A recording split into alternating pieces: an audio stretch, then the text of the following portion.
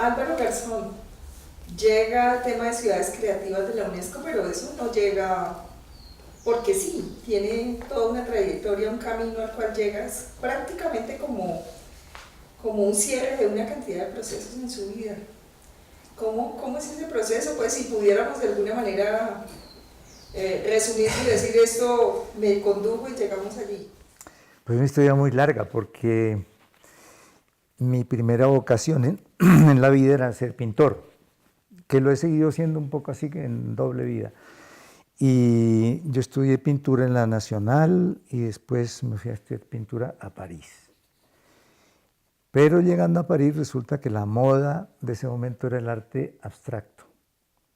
Y yo iba soñando con dibujar como Miguel Ángel y todo eso. Y claro, uno bien montañero llega a la meca del arte y le dicen que lo que vale es el arte abstracto, pues la depresión fue terrible. Y así fue como derivé hacia otra cosa. Entonces me puse a estudiar ciencia política en la Sorbona, pero sabiendo cómo son las relaciones internacionales en nuestro país, me dediqué a esa parte que tiene que ver con administración de organismos internacionales.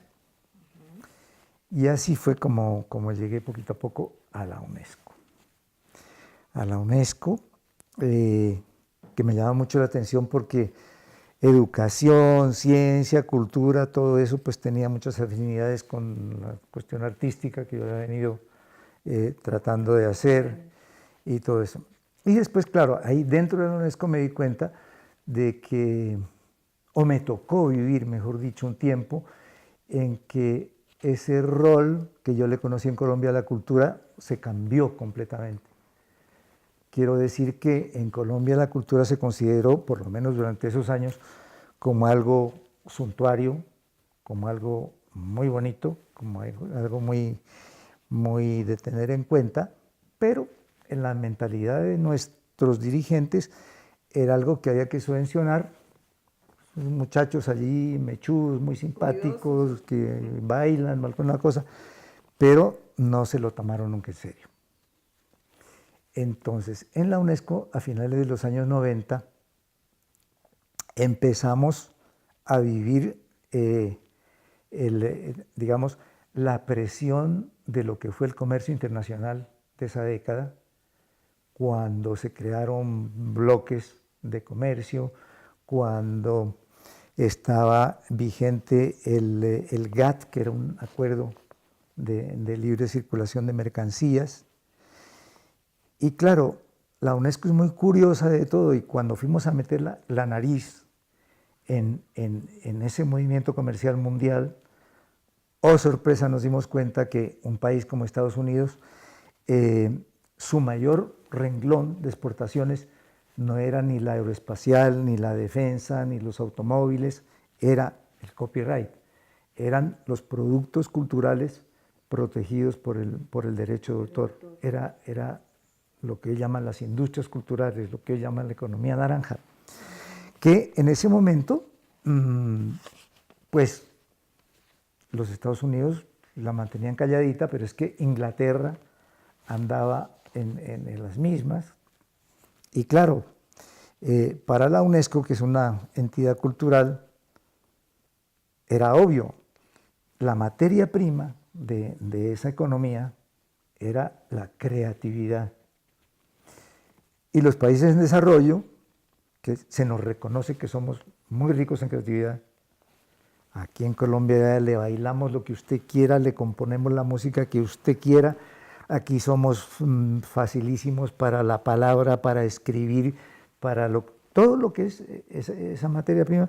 ¿Y por qué ustedes, los países ricos en creatividad, por qué son tan pobres económicamente? Y entonces, ahí fue cuando se le prendió el bombillito a la UNESCO para impulsar programas que tuvieran que ver, por una parte, con la conservación de las expresiones culturales como tales, es decir, aquellas manifestaciones que son como la esencia de la identidad de un pueblo, de una comunidad, comenzando por el idioma, siguiendo por los ritos, por la comida, por la manera como uno se viste, como uno vive, cómo uno ama, cómo uno se expresa, porque eso coincidía al mismo tiempo con el estallido de los medios de comunicación, con lo que después se llamó la globalización. ¿Qué pasaba con la globalización? Que mucha gente la quiso parar, quiso oponerse a, pero es que eso no tiene vuelta atrás. Es decir, desde ese momento hasta ahora, en la choza más humilde hay una pantalla de televisión. Y en todas partes hay varias pantallas, incluyendo las que llevamos en el bolsillo todos los días, ¿no? Y por allí se mete lo que pasa en el mundo a la última casita de Huachicón o de Pancitará, o de cualquier pueblo del Cauca. Allá ven a Trump y ven lo que pasó con el Mundial y ven el mundo, se mete el mundo. Entonces, claro, eso tiene algo, y ustedes que son periodistas lo saben mejor que nadie, algo de positivo, porque es lo más enriquecedor que hemos tenido hasta ahora. Jamás el mundo ha estado tan comunicado, aunque las personas nos comunicamos cada vez menos, pero jamás el mundo ha tenido la facilidad de socializar tanto lo que pasa como hoy. Y eso es maravilloso. Y en unos tiempos impresionantes. Claro, pero tiene un aspecto que es menos positivo, que puede ser muy negativo. Y es que, claro, hay una desigualdad entre los que inyectan sus contenidos en la red y otros que solamente los reciben. Y claro, a fuerza de ver cosas en la pantalla, hay una franja de receptores que empieza como a comportarse según la pantalla, ¿no? A adquirir, sobre todo los jóvenes, ¿no? A adquirir unos comportamientos un poco postizos, ¿no? Y lo que es peor, a que les dé vergüenza lo propio. Porque es que, claro, si mis alpargates y mi ruana y mi sopa de maíz nunca han aparecido allí, nadie les ha dicho que eso es bonito, a mí ya me desvergüenza eso. Entonces yo me pongo los jeans y mastico chicle y me pongo in. ¿Por qué aparece el tema gastronómico? ¿Cómo Álvaro Garzón sigue ahí? Bueno, el tema gastronómico aparece un poco a la fuerza, porque cuando se crea en la UNESCO las redes de ciudades creativas, se habla del nervio de eso que tiene que ser la creatividad. Entonces, claro, las distintas expresiones de creatividad que salieron en principio fueron las tradicionales, es decir, la literatura, la música, el cine, las artes populares o artesanías, el diseño, las artes digitales.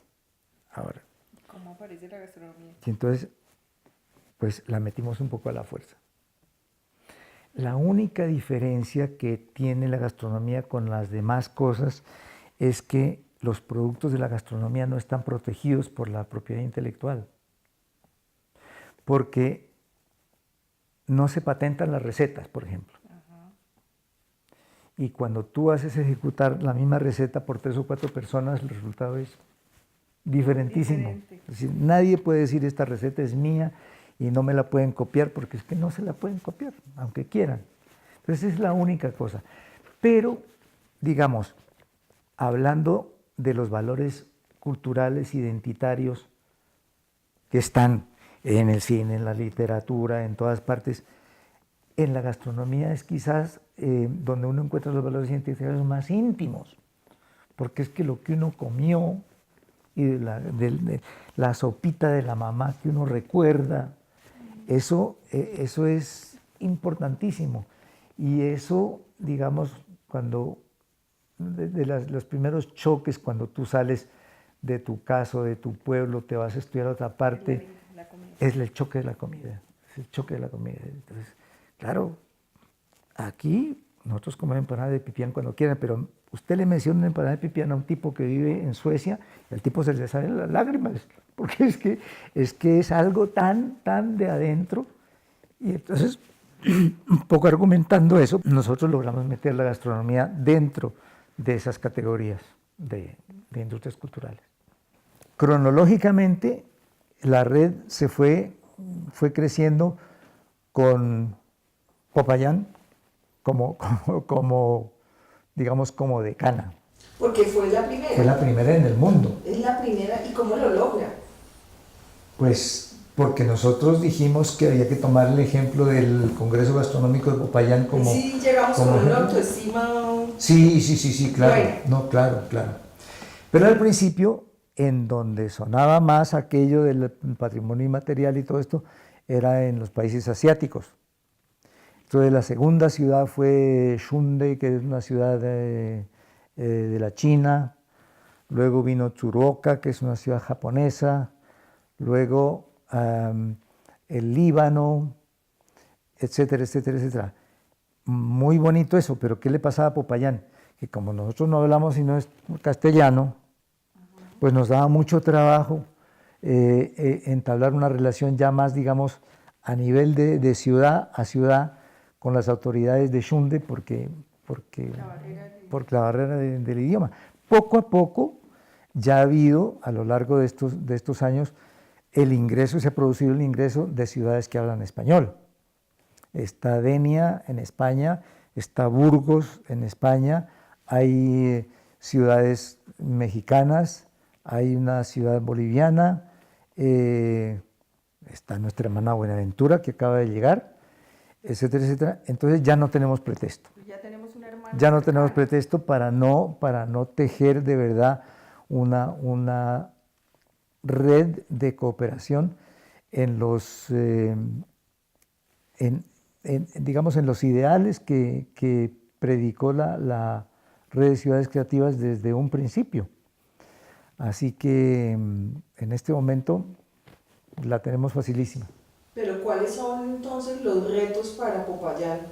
Lograr ser la primera ciudad y ahora estar rodeada de la calidad de las ciudades de pronto mucho más abanderadas en iniciativas. Sí. Realmente es un reto bastante grande. Es un reto bastante grande, sobre todo porque nos hemos dormido un poco en Popayán. Esto, para mantenerlo vigente, hay que mantener por lo menos una comunicación frecuente, si no diaria, a través de una página web, que es la página web en donde se conectan todas las ciudades creativas. Entonces, hay ciudades que exageran, que cuentan hasta el último café que se tomó el señor alcalde con pan de bono, ¿no? En Popayán están pasando cosas. Hace todos estos años han pasado cosas, se hacen eventos, se crean eventos de formación. Tenemos 3 escuelas de formación de profesionales de la gastronomía, etcétera. Pero en el mundo, la gente con la que uno habla dice pues que en Popayán, ustedes como no, allá no pasa nada. No lo contamos.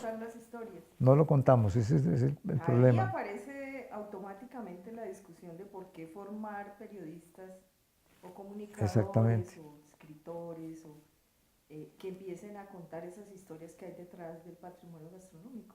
Exactamente, sobre todo porque cuando hay sectores, digamos, el mismo sector de la gastronomía y al lado del sector de la gastronomía el sector del turismo, en donde estas cosas sí tienen un valor económico muy importante. Porque personalmente cuando a mí me hablaban de gastronomía yo me imaginaba un plato muy bien servido en una mesa maravillosa, con un vino estupendo, gastronomía. Pero claro, si tú te pones a pensar río arriba en la cadena, que eso significa, desde el cultivo de la agricultura, en los diversos pisos térmicos que tenemos,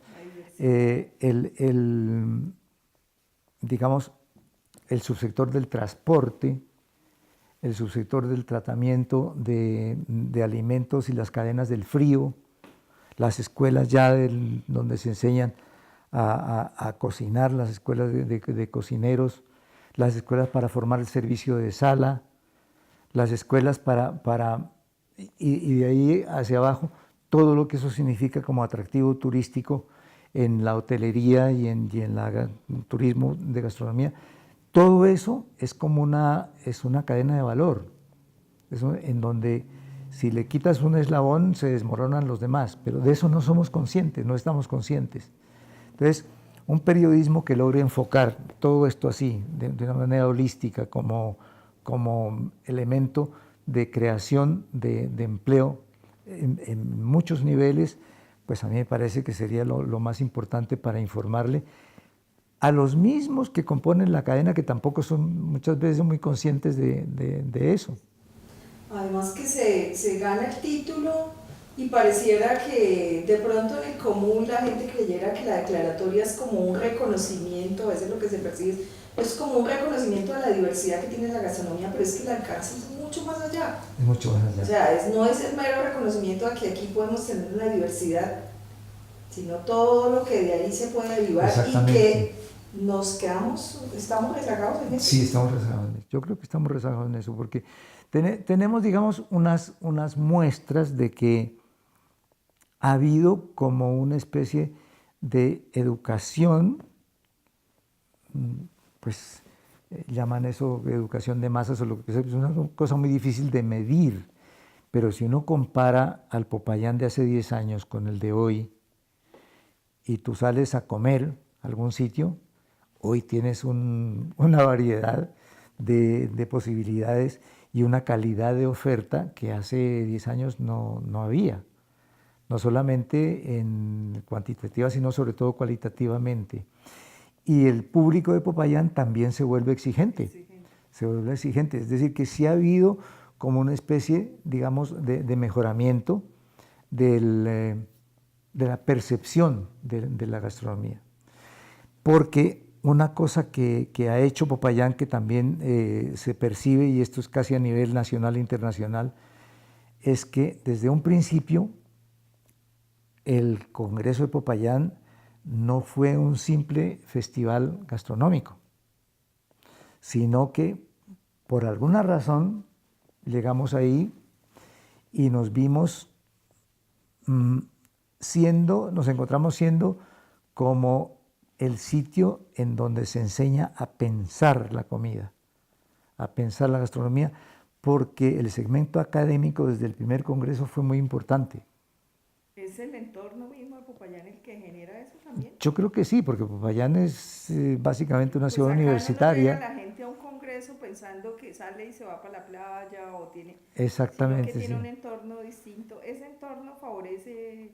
Yo creo que sí, y el hecho de que la Universidad del Cauca hubiera creado un grupo de investigación gastronómica muy serio, dirigido en buena hora por el profesor Higuera, pues, y toda la investigación y todos los trabajos que han hecho para mostrarte qué es el ternero, qué es la carantanta, cómo son los dulces de Almaguer y todo eso, eso se ha difundido mucho, porque ya no se trata solamente de conservar las recetas, sino de darle al público una información antropológica que le da como, digamos, como identidad al plato, ¿no? Es decir, nosotros comemos maíz porque, o comemos amasijos porque nos vienen de España, o comemos el mochillá porque tenemos unas razones, digamos,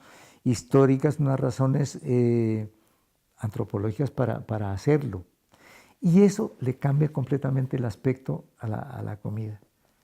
Una cosa es comerse un plato muy rico, por rico que sea, y otra cosa es comérselo sabiendo qué es, por qué, quién te lo preparó, con qué ingredientes. Eso le da como conciencia, digamos, a la gastronomía. Y Popayán en estos años enseñaba a pensar la comida.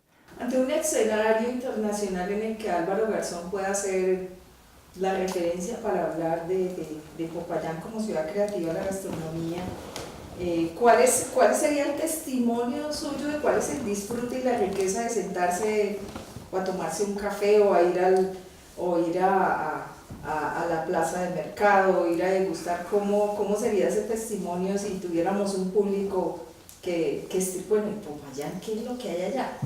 ¿Qué encuentra Álvaro Garzón, que es un hombre que pudiera también contar sus crónicas en Europa, en un café de París, compartiendo con unos artistas, unos intelectuales, y ahora ir a mesa larga y poner en valor eso? ¿Cómo sería esa? Pues yo diría que es decir que somos unos privilegiados. Primero porque nuestra gastronomía tiene tres raíces que son muy profundas, pero que afloran hasta hoy: la raíz indígena, la raíz hispánica y la raíz afro, que las hemos podido conservar. Es decir, nuestros aplanchados y los amasijos y todo eso salieron de las monjitas españolas de los conventos, y de ahí salieron al servicio de las casas bien de Popayán, y de allí los conocemos y no los hemos querido soltar, los desamargados y ese tipo de cosas. Y esa herencia que es común con América ancestral del maíz, que algún viajero de estos escribía asombrado de que con el maíz los indígenas hacían la comida y la bebida del mismo granito, ¿no? Y fíjate que eso no se ha perdido, al contrario. Nosotros seguimos comiendo hoy unas arepas de maíz aquí de cajeta y una carantanta deliciosa, y eso se pudo haber perdido en un momento dado, porque llevamos muchos siglos pues, con una oferta de comida. Nosotros no podemos, digamos, decir que aquí nació el sancocho, porque yo creo que en Colombia en todas partes se hace sancocho, pero igual nos hubiéramos podido contaminar, en un buen sentido de la palabra, de muchos platos colombianos, pero no, las tres raíces nuestras aquí las apreciamos muchísimo. Y otra cosa es que cuando uno ve lo que sucede en muchos países del mundo, inclusive algunos latinoamericanos del sur, y en los países africanos, en donde no hay que comer, no se ve una planta, no se ve un árbol de mango, no se ve, es decir, es una pobreza del terreno, y las tribus que emigran porque es que ya lo que tienen es arena y todo eso. Aquí, desde que yo estaba chiquito, yo nunca vi ni oí que nadie se muriera de hambre. Aquí se come, yo no sé cómo, pero se come. Aquí se come, aquí somos gorditos. Se come bien. Se come bien, somos gorditos, y por más pobre que uno sea, el sancocho, la papita, la yuca, eso la consigue. Entonces, de alguna manera somos no sé cómo, una región bendecida, sin saber por qué, no te podría decir ni cómo, pero nunca, digamos, el hambre ha sido un problema nuestro. Entonces, claro, ya podemos hablar de gastronomía y de todo lo que tú quieras, es que nunca nos ha faltado nada. Entonces, uno acordándose de Popayán ante otros públicos, como tú decías, pues uno dice, no, esto es una tierra bendecida, de verdad. Pero no nos hemos dado cuenta aún. No. Seguimos sin darnos cuenta. No, porque es que cuando eso tiene, dicen que uno es feliz cuando no se da cuenta que es feliz, pero es cuando le falta que echa de menos. Pero de verdad que en eso, en buena hora, ahora lo que nos estamos haciendo es un proceso de refinamiento muy grande, porque ahora somos muy refinados comiendo en Popayán y cada vez más exigentes. En la medida en que eso también mueve la economía, tiene que tener una mayor movilidad y una mayor participación. Claro. No, y la economía del sector sí se mueve, no solamente en los 3 días que dura el Congreso, en donde una cocinera tradicional, que es un poco el foco que ha tenido tanto el Congreso como la alcaldía últimamente, llega al Congreso con una preparación que le hace la Corporación Gastronómica.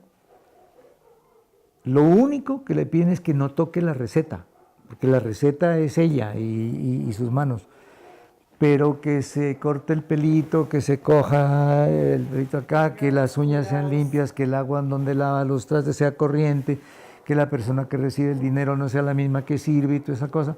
Llega con esa formación y, oh sorpresa, en 3 días vende lo que antes vendía en un año. Y de ahí para arriba, ella sigue tratando de observar eso que le enseñaron y la vida y el negocio cambia. Entonces, eso es un solo ejemplo, pero hay muchísimos de otros eslabones de la cadena en donde la economía se va formalizando gracias a esta permanente actividad de formación y de oportunidades que abre el Congreso Gastronómico.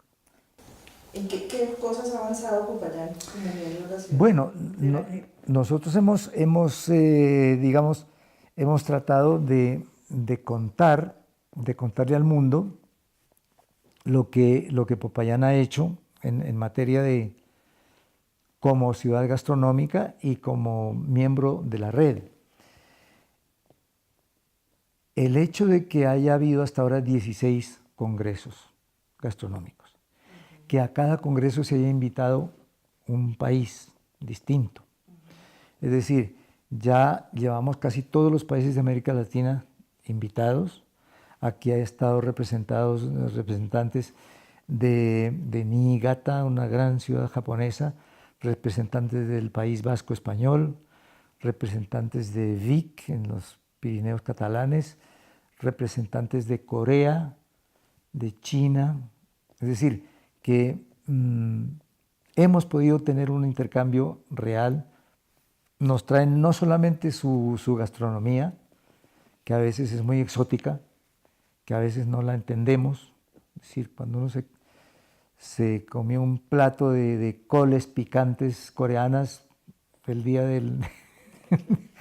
pues... De la muestra. Pero hay que conocer, es decir, hay que conocerlo. Entonces ha habido, quieras que no, una gran proyección internacional en esas invitaciones. Por otra parte, ciudades desconocidas han escrito a Popayán para que les ayudemos a hacer los documentos de candidatura, lo cual se ha hecho siempre que se ha podido. Popayán tiene fama nacional e internacional de ser la ciudad que enseñó a pensar la comida. Eso es un sello, es un sello que tiene Popayán. Que incluso envió el mensaje al propio gobierno y al Ministerio de Cultura. Exactamente, sí. Y caló allí. En materia de política pública, Popayán fue el primer municipio de Colombia en adoptar una política pública de protección y salvaguardia y fomento de la alimentación y de las cocinas tradicionales, que se aprobó en 2014. Y ese es un ejemplo que dimos, digamos. Y que a veces no lo creemos. Y no lo creemos, a veces no lo creemos. Y es decir, que cuando uno se pone a escarbar, hablando familiarmente, con todo lo que se ha hecho de positivo, Popayán sí ya tiene un bagaje, y que sería una lástima que por esa falta de autoestima no lo reconozcamos. Hay que reconocer que sí se han hecho cosas importantes. ¿Qué no puede faltar en la mesa de Álvaro Garzón? Desde siempre y ahora que está en el tema de la gastronomía. ¿Qué no puede faltar? ¿Qué no puede faltar en su mesa, en su cocina? Las frutas. Las frutas. Las frutas. La mayor riqueza que usted cree que... Es que es lo que más extraña a uno, es que cuando uno tiene un platito en donde te han combinado unas uvitas, el mango, la papaya, la piña, todo aquello madurito, todo aquello jugosito, dulce y todo eso no lo consigues en ninguna parte del mundo. Y cuando estaba por allá muy lejos del Cauca, ¿qué extrañaba de la comida? Pensar en Popayán o en Almaguer o en su tierra, ¿qué evocaba? Era como el recuerdo, el sabor de qué, o de un pipián, o de qué. Pues es que la comida europea es muy sofisticada, ¿no? En Europa, en casi todos los países, matan el marrano, pero no se lo comen ahí mismo. El marrano es para hacer embutidos, el marrano es para hacer un jamón que duran 8 meses secándolo y todo eso. Entonces cuando ves allá dice, hay unas costillitas de cerdo bien fritas, así recién matado el puerquito, qué cosa tan rica con envueltico que no sabía nada, ¿no? Delicioso. Es el tipo de cosas que uno añora. Claro, por supuesto. Quizá como nunca, hoy día el papel del comunicador y del periodista es importante, porque como nunca los medios de comunicación, como lo decíamos al principio, entran a la intimidad de las personas, de los hogares, de toda clase social y económica, y uno desde que se afeita por la mañana tiene un radio puesto contándole qué pasa en el mundo y cómo es la vida. Entonces, yo creo que el periodista ha tenido una doble responsabilidad siempre.